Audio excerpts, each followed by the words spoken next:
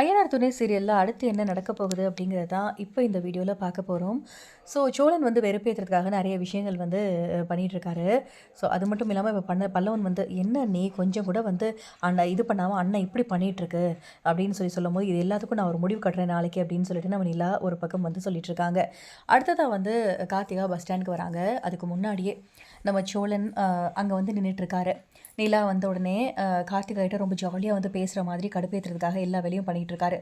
அப்போது கார்த்திகா சொல்கிறாங்க, நாளைக்கு என்னோடய பர்த்டே கண்டிப்பாக நீங்கள் வந்து நான் சொல்கிறதுக்கு வந்துடணும் அப்படின்னு சொல்லிட்டு வந்து சொல்லிடுறாங்க. எல்லாருக்கிட்டையும் நான் அவங்களை இன்ட்ரடியூஸ் பண்ணி வைக்கணும் அப்படிங்கிற மாதிரி சொல்லிடுறாங்க.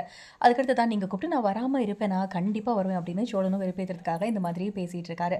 அப்போ நிலா இருந்துட்டு சோழனோட பக்கத்தில் போயிட்டு பேசுகிறாங்க. முதல்ல இது யாருன்னு உனக்கு தெரியுமா அப்படின்னு சொல்லிட்டு கார்த்திகிட்ட வந்து கேட்கும்போது சோழன் பல்லவனோட அண்ணன் இவரை தான் வந்து நான் லவ் பண்ணுறேன் அப்படின்ற மாதிரி சொல்லிட்டு இருக்காங்க. லவ் பண்ணுற ஓகே தான், எல்லா விதத்துலேயும் ஓகே தான்.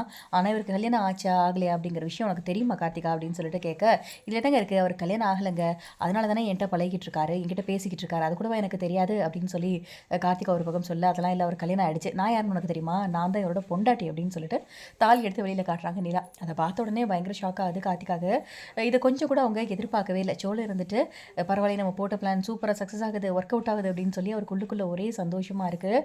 அதுக்கப்புறம் பார்த்தீங்கன்னா இப்போது கார்த்திகா வந்து இவங்க என்ன சொல்கிறாங்க அப்படின்னு சொல்லிட்டு உடனே சோழனை பார்க்க, ஆமாங்க இவங்க தாங்க என்னோடய ஒய்ஃபு, எங்களை வெறுப்பேற்றுக்காக தான் நான் உங்ககிட்ட பேசவே ஆரம்பித்தேன் அப்படின்ற மாதிரி சொன்ன உடனே கார்த்திகா பயங்கர டென்ஷன் ஆகிறாங்க. அதோட இந்த ஒரு ப்ரோமோ முடிச்சிருக்காங்க. அடுத்து என்ன நடக்க போகுது அப்படிங்கிறத பார்க்கலாம். இந்த வீடியோ பிடிச்சிருந்தா லைக் பண்ணுங்கள்.